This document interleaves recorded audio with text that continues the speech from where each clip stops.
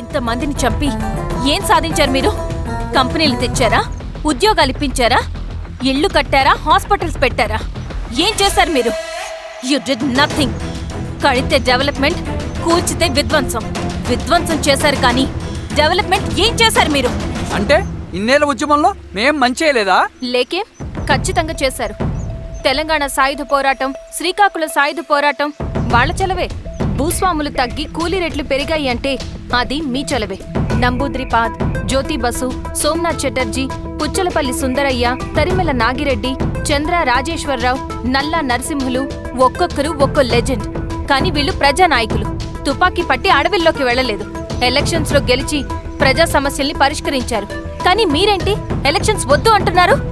ఒక తుపాకీతో మనిషి ప్రాణాలు తీసే బదులు ఒక పెన్నుతో 10 మంది ప్రాణాలు కాపాడొచ్చు. మీలాంటి వాళ్ళు ఉండాల్సింది ఎర్ర జెండా నీడలో కాదు, దేశ జెండా నీడలో.